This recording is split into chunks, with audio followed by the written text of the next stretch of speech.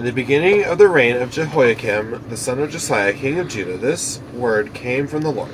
Thus says the Lord, stand in the court of the Lord's house, and speak to all the cities of Judah that come to worship in the house of the Lord. All the words that I command you and to speak to them. Do not hold back a word. It may be they will listen, and every one will turn from his evil way, that I may relent of the disaster that I intend to do to them because of their evil deeds.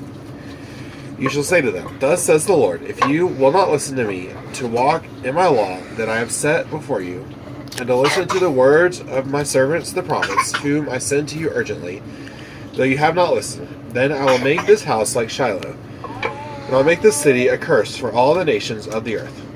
The priests and the prophets and all the people heard Jeremiah speaking these words in the house of the Lord. And when Jeremiah had finished speaking all that the Lord had commanded him to speak to all the people, then the priests and the prophets and all the people laid hold of him, saying, You shall die. Why have you prophesied in the name of the Lord, saying, This house shall be like Shiloh, and this city shall be desolate, without inhabitant? And all the people gathered around Jeremiah in the house of the Lord. When the officials of Judah heard these things, they came up from the king's house to the house of the Lord, and took their seat in the entry of the new gate of the house of the Lord. Then the priests and the prophets said to the officials and to all the people, This man deserves the sentence of death, because he has prophesied against this city, as you have heard with your own ears. Then Jeremiah spoke to all the officials and all the people, saying, The Lord sent me to prophesy against this house and this city all the words you have heard. Now therefore mend your ways and your deeds, and obey the voice of the Lord your God, and the Lord will relent of the disaster he has pronounced against you. But as for me, behold, I am in your hands. Do with me as seems good and right to you. Only know for certain that if you put me to death, you will bring innocent blood upon yourselves and upon the city and its inhabitants. For in truth, the Lord sent me to you to speak all these words in your ears. Then the officials and all the people said to the priests and the prophets, This man does not deserve the sentence of death, for he has spoken to us in the name of the Lord our God.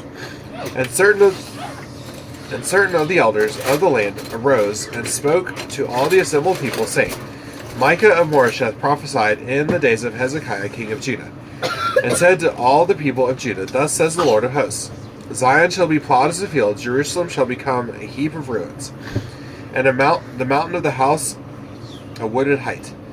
Did Hezekiah king of Judah and all Judah put him to death? Did he not fear the Lord and entreat the favor of the Lord? And did not the Lord relent of the disaster that he had pronounced against them?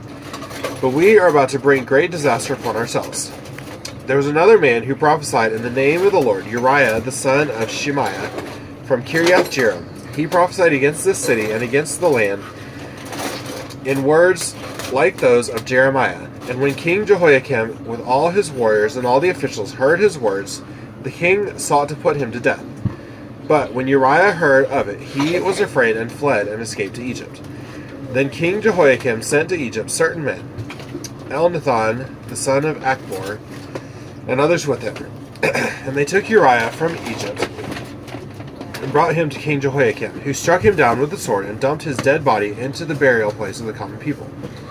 But the hand of Ahikam, the son of Shaphan, was with Jeremiah, so that he was not given over to the people, but to be put to death. This is the word of the Lord. Thanks be to God.